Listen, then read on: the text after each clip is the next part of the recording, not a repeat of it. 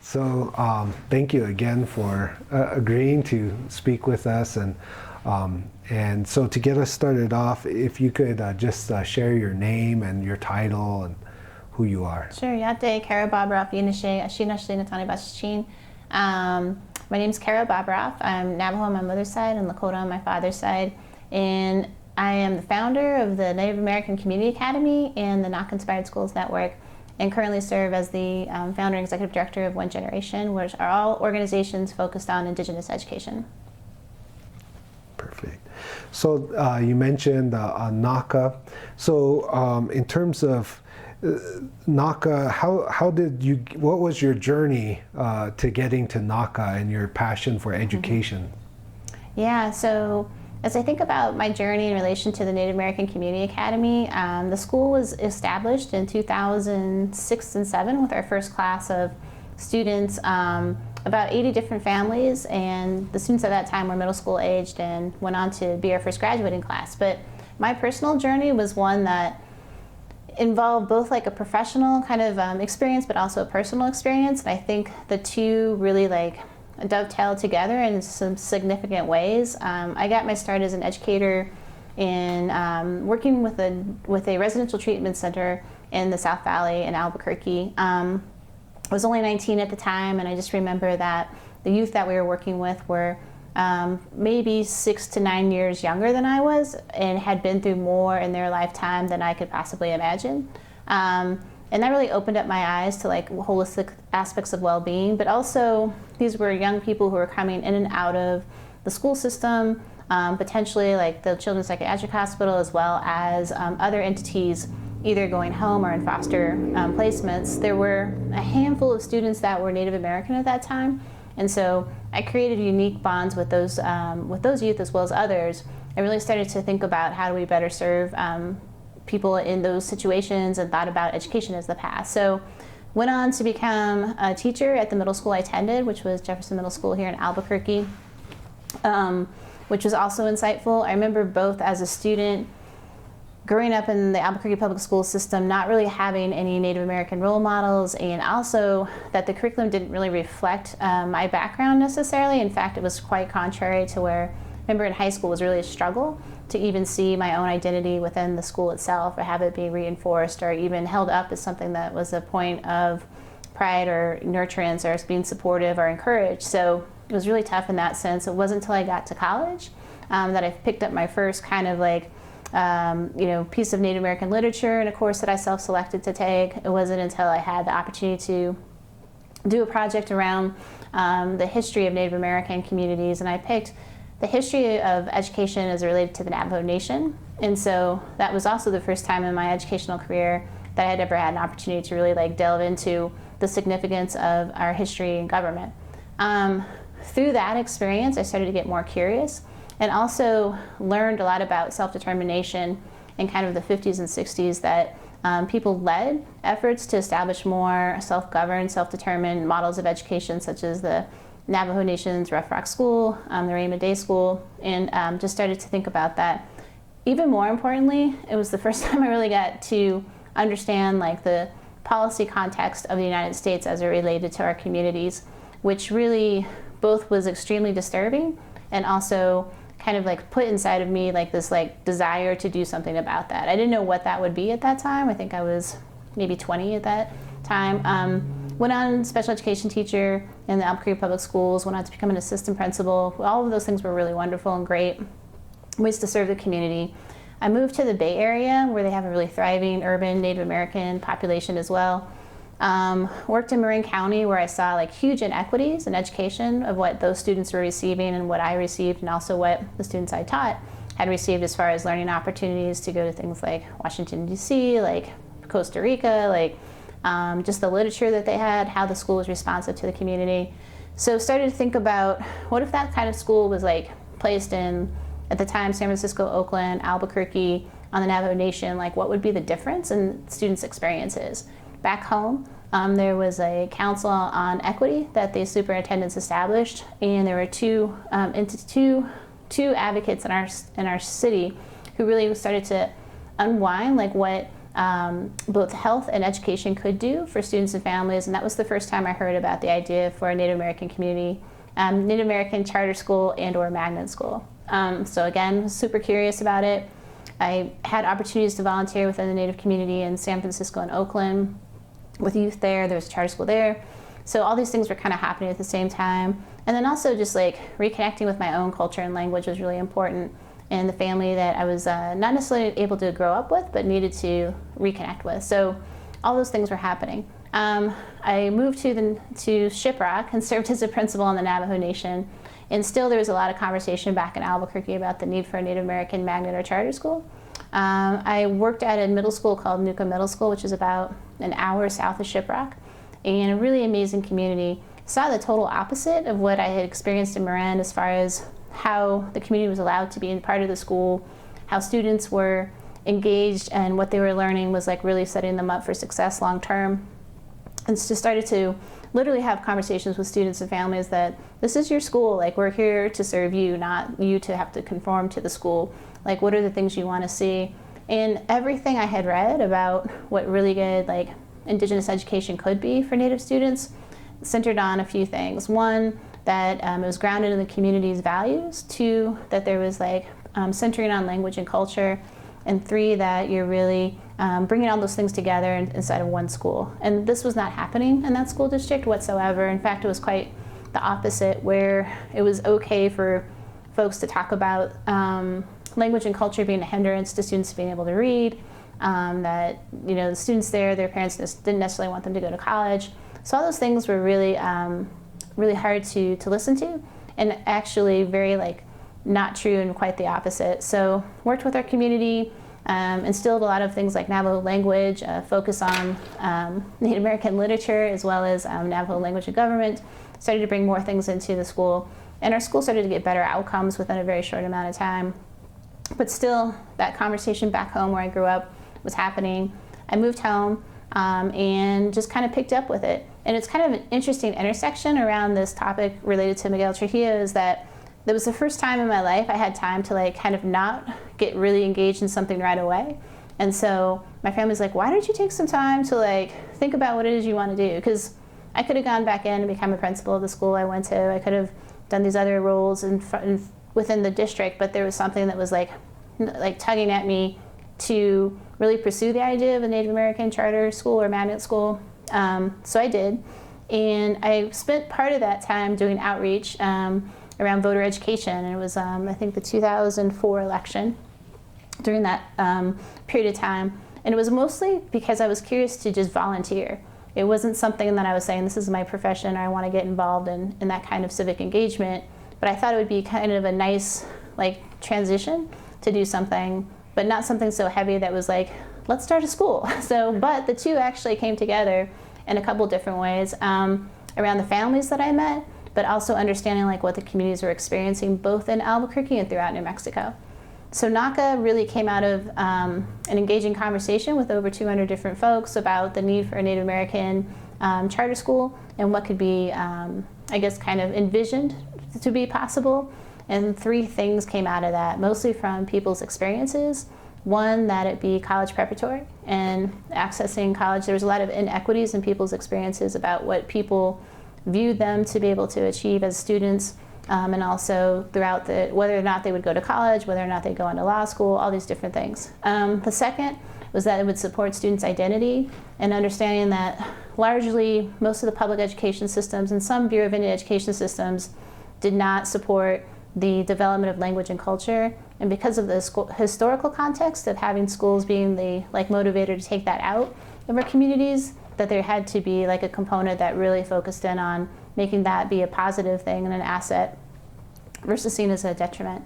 And last, that students are holistically well in all aspects of who they are, that they are emotionally and socially well as intellectually, physically, and have a connection to their home community, and see that as a place to be of service. So all those three things combined is what became the NACA's mission of our school, that students are academically prepared for college, secure their identity, and healthy. So throughout that entire time, I was connecting with a variety of different folks within our Native American community, learning from the folks that what worked with students and what didn't, learning from people who had been through a lot of different efforts around Native American, I guess you can say, rights, as well as civic engagement, business, all these different sectors, and understood, like, for the first time being outside of a school, like what a community was experiencing in relation to what education could help and change. So that's a very kind of short story about the founding of NACA. There's a lot more involved in that. But we opened up our school in 2006 and 2007 with the most awesome like group of students and families you can imagine, who all also saw the need for that. I think when I think of NACA, the curriculum is something that was intentionally developed. We know we can't pick up a textbook at that time, or even probably today, that's going to have a lot of relevant information for students.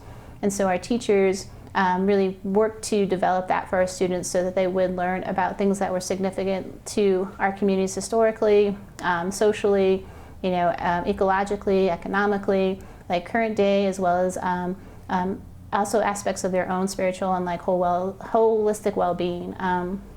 So I feel pretty, I guess, like grateful to be able to have been part of something like that, to get that going, and also to see where it is today, and to know that things that I learned in college that our sixth graders learn as soon as they come into middle school, and even down into the elementary school now, that there is a place that language revitalization can take place. There is a place where students can become active and contributing members to their community through different things around internships and clubs and different things related to that.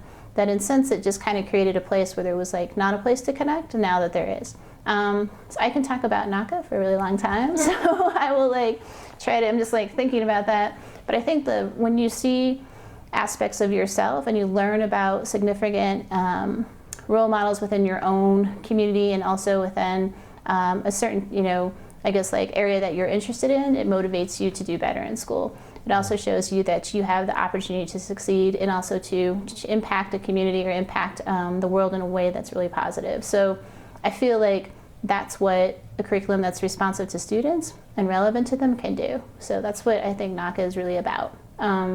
Let's see, now when I think about, we have 11 different graduating classes, amazing alumni who are out in the world doing their own thing, and some have come back to teach at the school or serve in a variety of different ways. But it becomes a kind of a living and growing entity, and now it's actually impacted other schools across the country, which is really cool too.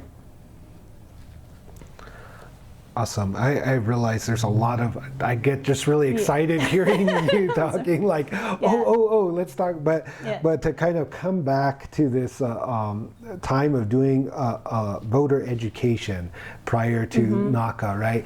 And I think that's a really interesting thing to think about.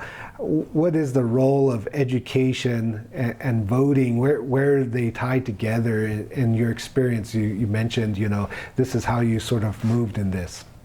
Yeah, and I think for me the way that happened was through kind of there was a generation of folks that came before me, definitely, and also a generation of folks that I'm part of that were really starting to work on issues related to, I guess you could say, the political sphere in that sense, and somewhere around sacred sites and identifying the petroglyphs as a major issue. So at that time, the families that were leading that effort were also doing, looking to engage more Native American communities in registering to vote, understanding what their rights were around accessing, polling places, thinking about getting accurate information. How do they, on the day of the actual election, what can they expect when they go to the polls? Can they get to the polls? All of those different things that look at, I guess, in some ways, inequities as far as access to rights to vote and the opportunity to. So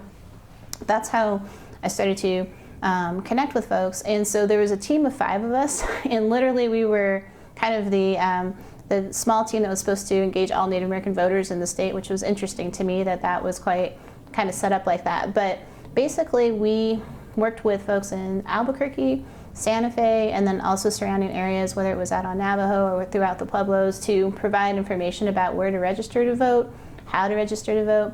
We actually did voter registration, and then as the election came closer, we would provide people with information about their polling places, what the hours were, some voter disenfranchisement and discrimination and what that like took place. I remember early voting. Why would you want to be, accessing polls early? How to sign up for an absentee ballot?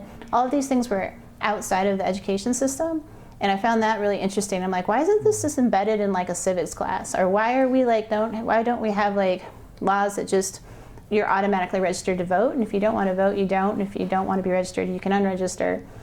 Thinking about many of our students who turn 18 their senior year as well. So when I think about civics in government, it's not necessarily that explicit about how do you actually do participate in that. That's also the first time I heard about Miguel Trujillo was through this, because some of the folks that I worked with brought him into the conversation, and so we would include that in different presentations, especially when we were talking with students like at SIPI or out in different high schools from place to place, and try to really like bring that to the forefront about this is like our ability to do this came from like somebody's journey around social justice in order to make this happen for us. So how can we take advantage of it and really engage more? I do remember taking a group of students from up in Crown Point down to their polling site, and we had about probably 12 folks, a combination of some faculty and some students who just registered for the first time. And so we really wanted to make sure that was going to be a good experience for them. We got to the polling place, and all of them, I think except for one or two, weren't able to vote. And of the two who weren't able to vote, one, there was some sort of like mix up on their voter registration rules, and then the other, there was another kind of a larger issue about whether they needed an ID, and we're like, you don't need an ID to vote. So those are the kind of things I think like, well, if we hadn't done that as a group together and been able to really like advocate in that situation, that person probably would have walked away and never gone back to actually engaging in like thinking about how to get involved in the electoral processes. So that's a small example, but it was a group of folks who came together to try to do things like that. It was I think we were working probably a good 9 months during that time, and it was also the time that I had like started to engage people around the conversation around education. And so it was an interesting intersection, because people thought, well, if we can have more like curriculum around folks like Miguel Trujillo, like think about what our students would know and how would that impact their lives in a way that's like something that we missed out on in our education. So it was interesting to kind of put the two together. And then also, how can you get involved in things like, whether it's like civic engagement as far as like the actual, going on to maybe run for an office, or if it's just like showing up and saying like, you know what, this isn't working well in our community and we want to see it improve. So what do we need to do to improve that? And voting's definitely at the center of that in some ways.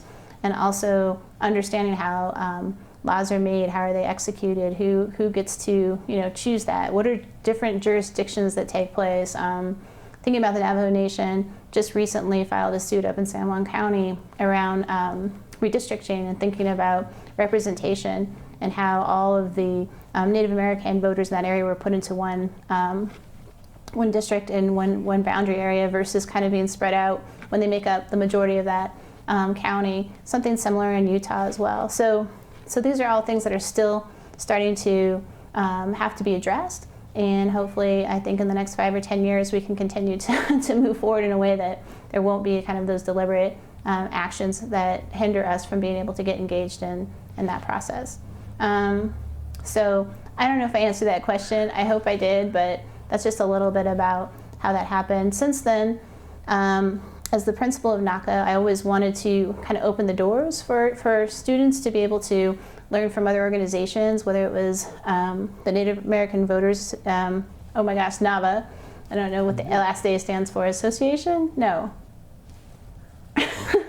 I know what you're NAVA, right. So they would work with some of our students. Some of our students went on to serve in like internships there, and some of our alumni actually are leading that organization now. It's part of their family as well.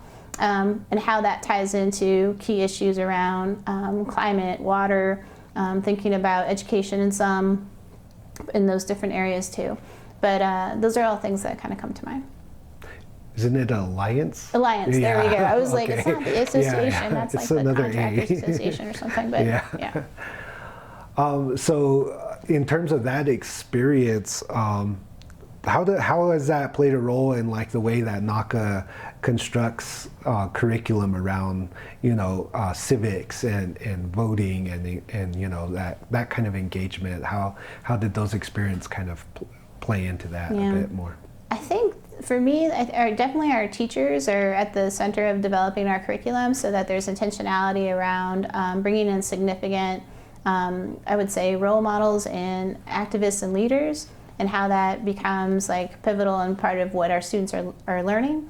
And then I would say even more importantly is like once I saw like how fired up our students got when they learned about Miguel Trujillo, or when they thought about what could be different in their community, like they take that and they kind of go with it. They have created like documentaries about certain things. They've created different presentations.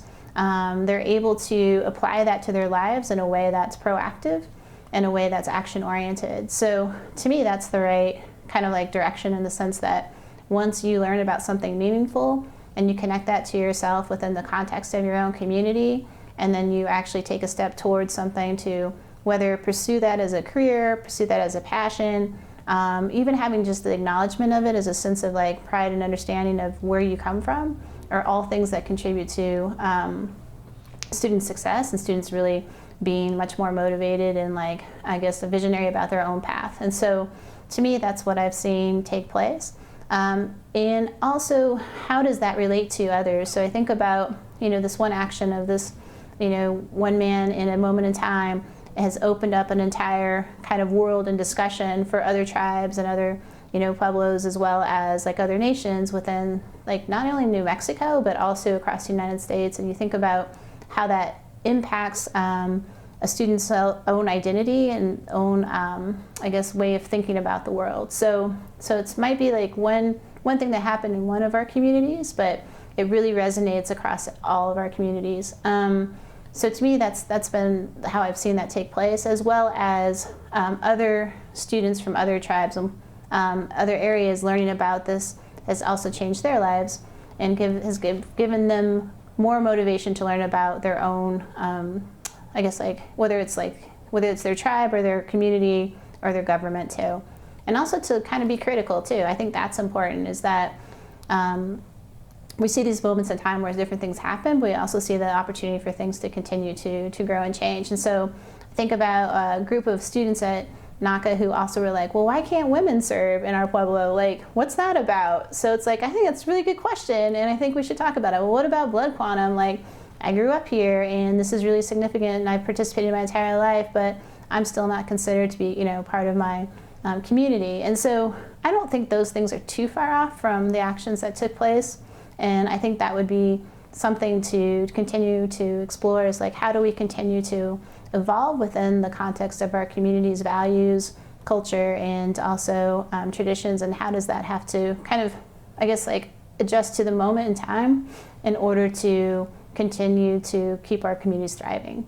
So yeah, I think those are all things that come to mind when I think of the youth that we have at our school and the kind of what they've been able to do. And then the teachers, oh my God, they're just like really happy to be able to just teach like what they want to teach, in the sense of like, oh, we can teach like Indigenous history, we can teach governance, we can teach language, culture, science, all through an Indigenous perspective, and bringing in different things that really have mattered to our communities over time, and how that actually, takes place today, whether it's a social, change issue, or if it's, a new innovation of some sort. But it really gives them the openness to not have to be like confined from a Western perspective, which we know really didn't work before, because we were learning a lot about like, the United States history, which is fine, but it was from one perspective, right? Or what we value and how we center on aspects of just like one story. And so I think that has been totally blown out of the water, especially, this was 15 years ago that NACA started. So when I think about now, okay, kind of the rest of the world is catching up to what Native education can be. So, let's see. Awesome. I kind of want to go back to your sort of work over that 9-month period in terms of voter education, right? Mm-hmm. I'm just curious, in engaging with voters, Native voters, what were some of the kinds of responses you got? Yeah, it was it was a really awesome experience for me because it was like I was like not the teacher or principal. I was just like, I'm out here doing voter education, you know. So it was anything from kind of a class of folks that we were talking to, where I was more of a teacher, kind of, you know, engaged in a classroom discussion about what does it mean, like here's all the information. So it's dissemination of information, and people are really like, oh, that's interesting. To meeting with folks and like at the state fair, or we were at a I don't know, another kind of event that might have been in the community. And I have a lot of stories that I can share with you. I don't know if they're like, but I would say sometimes there's a lot of resistance. I'm going to be quite honest, like where people are like, we're not actually citizens. It wasn't our choice to become a citizen of the United States. Like that happened through congressional action. And nobody said like we should actually, like that's like something that I chose to do. So I don't even consider myself a citizen of the United States, let alone want to vote in some sort of election. I was like, okay, fair enough. And like wasn't a kind of moment in time where I felt like it was my role to really get into some sort of debate about that. But that's very much was a predominant, you know, I guess like perspective and experience for folks. I'd say like maybe 1 out of every 10 or 15 individuals we would talk to would have some sort of reaction in that way. Others, like, I didn't know I could register. Nobody's ever asked me. That was also, I would say, maybe 8 out of 10 folks were like, I've been meaning to do this, I just haven't. I didn't have the time, I didn't know where to go, how to, you know, access to do this, and nobody's really ever asked me to do that. So when you think about first generation college going students, there's probably like, there's a whole kind of another community of first generation folks who are going to like need to vote or haven't voted and just don't know how to engage in that process. So I would say those are kind of the two different most like, I guess, experiences, the most prominent experiences I had during the voter registration piece. And then a lot of conversations about, you know, I think there's, when you're interacting with somebody, registering them to vote, it's not them registering themselves. So when you get to the party question, there's a little bit of discussion about that. And we were nonpartisan in the education that we were doing, so that's really your choice. And so even the idea of having to pick a party affiliation and what that meant was something new for a lot of folks who were first-time voters. And then there's a little bit of apathy, and I think that comes from disenfranchisement and feeling like really marginalized from the governmental system in general. And so sometimes there was, you know, like, was this really going to change anything, right? So definitely had a lot of conversations about that, and usually it was like, well, you know, if you don't do something, then like, will we ever change anything is kind of the mantra that we would get into the conversation with. And then others were like motivated by something where they're like, well, I've never voted before, but it seems like this is really important, and so I'm going to do it. And you know, that's just the first step in actually getting signed up to vote, and then actually getting out to vote was a whole nother thing.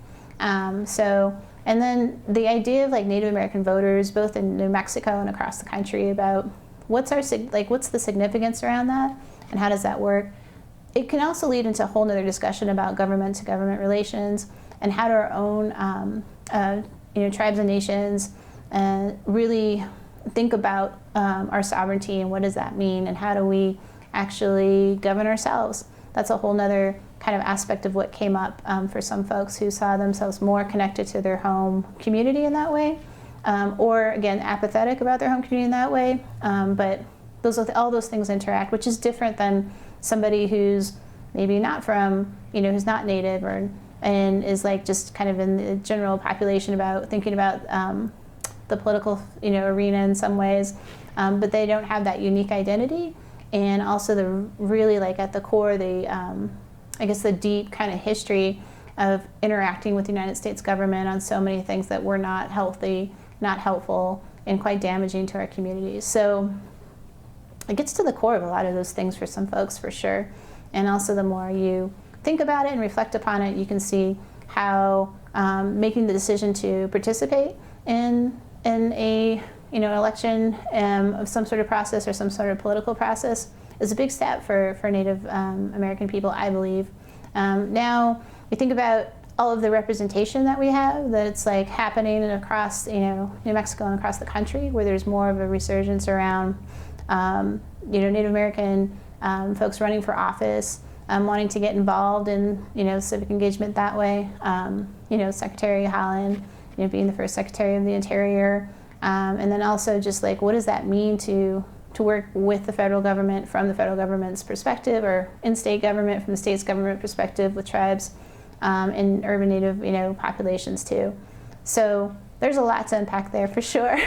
Seats on like school boards, like that's important. I've heard so many times, I had the opportunity to serve at the state in a couple different roles around education and in conversations with leadership of different nations as well as pueblos and tribes. It's like we don't actually have a seat specific to Native American, our community, whether that was a given pueblo or down in the southern part of our state or out in the northwest part of our state of Navajo, and thinking about like how do we have better representation when there's decisions being made about our children. So I've heard from a couple different folks that they want to be able to have a specific seat on a school board. You think internationally, like in New Zealand, how there is representation within, like having actually Maori representation within their own governmental structures, and thinking about what that would look like, whether that would be anything that we would ever do in the state or across the country. So, yeah.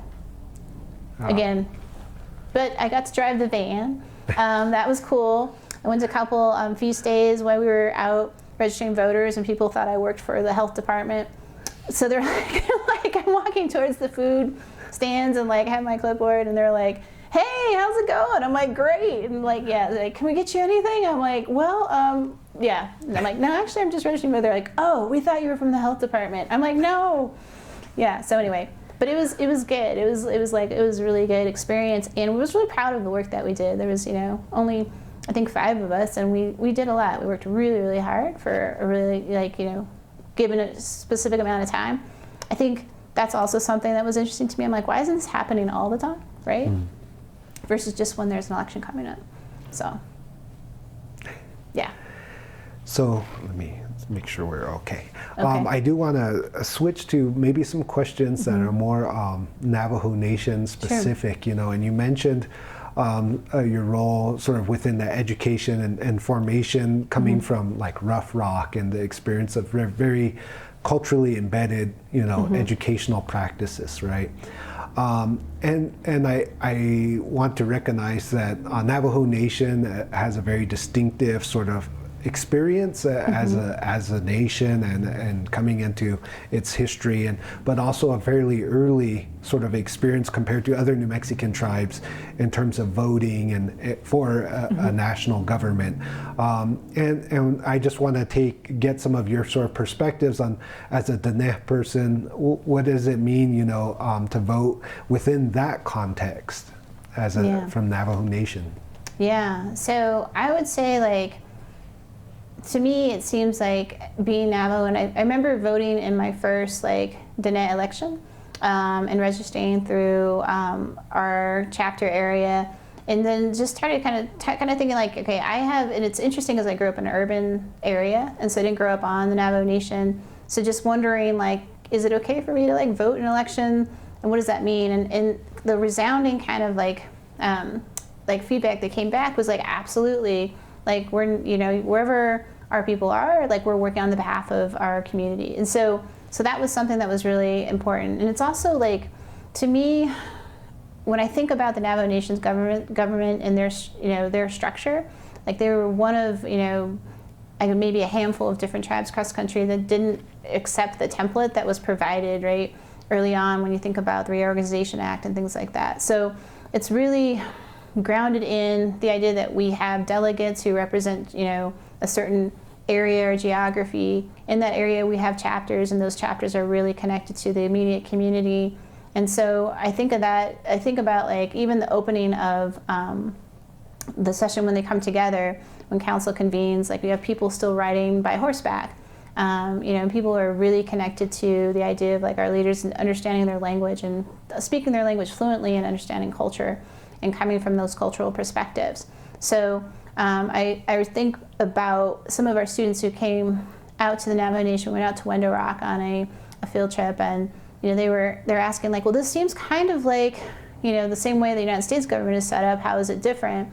And so they're having a conversation with a council delegate about that, and thinking about the unique nature of what does it mean to be able to have your like students within your school understand that firsthand from the folks that are actually in those positions executing laws and executing sovereignty on the behalf of the Navajo Nation, and realizing the complexities of that too. Having been a principal in the Navajo Nation, even thinking about what are the different jurisdictions that take place, and then how do people engage in both like the state government as well as the federal government and also the tribal government. And so I remember like elections when I lived there were much different because they were much more community centered, and like folks knew each other, like really knew each other. It wasn't like somebody you saw on the television or somebody who you got a mailer in the, you know, in the mail from, or maybe heard on the radio. It was literally like maybe you're somebody's like extended relative who's lived there for, you know, generations, and you know, and you see them at the store, or you see them at the flea market, or you see them at a school event. So it's a different kind of way of thinking about, I guess, like how you exercise your ability to vote, and also like a political process and a governance process. I think it's more of a community governed focused way of, I guess, interacting versus like a political aspect of interaction, if that makes sense.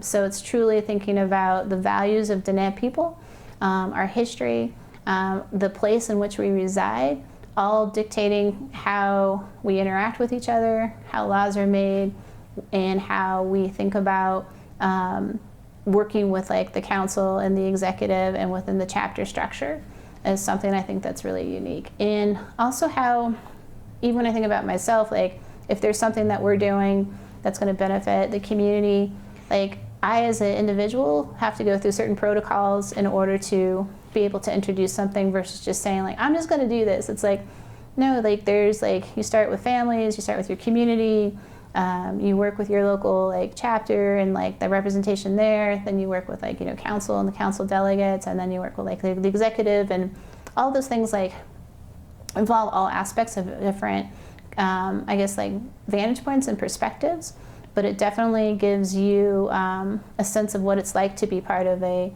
sovereign nation, and how that nation functions and the reasons for that, and how decisions are made collectively versus kind of autocratically and like kind of like from the top down, I would say. So those are all things that come to mind. So I remember voting in my first election. I was at Rama. It was really, really cool. Was totally like separated from all of the other kind of like the noise you get in a political election that you would see in the mainstream. But very much like proud to be able to do that. It's part of my identity of being a citizen of the Navajo Nation, for sure, and also something that I would want for our students and families within like the communities I serve to be able to do too. It's a special thing that is really unique, and also something that you know, many other students should take advantage of for sure. So you mentioned how different it is to be voting in Rama versus, you know, when we think of the outside world. And sorry, I just yes. want to say it's 2:42. Oh, okay. All right. We'll Sorry. No problem. maybe briefly, from that Navajo perspective, what are the attitudes versus voting within your own community at Rama, you know, just in general among community members, you know, to some of the issues and challenges in the state and federal, especially since Navajo Nation is not in one state, right? It crosses multiple sort of state lines, the different state lines and jurisdictions and all of that. I just kind of want to get your sort of take on the challenges that are distinctive to Navajo people outside of the nation. Yeah, I'll use like education as the example. So our nation's interacting with New Mexico state government, Utah, and Arizona, and so a little bit of California around some things related to land right now, but also the federal government.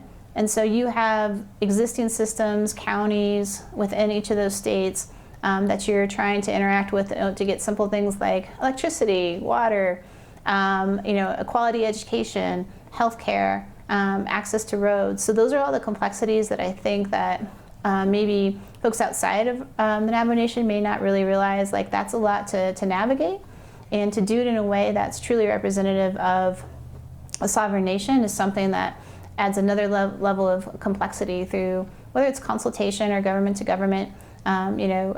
Relations, I think, is something that's been really, really eye-opening in that sense, and how that can work. I think about when we exercise our sovereignty like fully, what will that really look like, and how can like states and the federal government not hinder the Navajo Nation in doing that, but being able to do that, being able to actually realize that. And I know the Navajo Nation Human Rights Division has done a lot of work just around accessing like opportunities for folks to vote, like in Utah, and like how do you register, like all those things I just talked about. Having to actually sue them to be able to get like accurate information to folks, and disenfranchised like efforts that took place there. Again, they like redistricting in San Juan County in New Mexico, but then also like contributing to the outcome of a election in Arizona as a kind of a block of voters around Native voters. And so those are all things that this one like tribe has been able to basically impact in a way that's been pretty memorable, and at least in the last 10 years in my lifetime for sure. So very relevant, and I think it's going to continue to be even more relevant as we move forward, and seeing like what other things can be introduced that will help even further our ability to be a true self-governed nation. Right. Okay. It's 15 minutes to 3. I passed the bar exam. Oh, hey, congratulations. Oh my God! Oh. You're just talking about your students doing I've been talking amazing about things. Stephanie without saying Stephanie this whole time too, pretty much, for a few things. It's kind of hard to like talk in general. Congratulations! There you go. Oh my God! I was watching you and I was like, that's exciting. That was awesome. I feel like we might have to bring. I know, yes. There's some more. I Yeah. do want to talk Okay. more about the petroglyph, possibly the petroglyph Sure. activism, and especially considering like there was some success, but also some serious like Yeah. challenges, and how that impacted some within this particular region. But I really thank you so much Yeah, for no, thank you guys. coming and talking with us, and really thank you for sharing your perspective and experience. So. Yeah. For sure. And there's also aspects of like school boards and how they've gotten. Anyway, there's a lot I can talk about there too in the forefront. Yeah, there's a lot of There's a things lot to there. talk about. But All right. yeah. But anyway, oh my God, that's the best news of the entire I don't know The year. timing is funny. Yeah, no, it's awesome. I was like, I was talking when I was talking about things. I was like,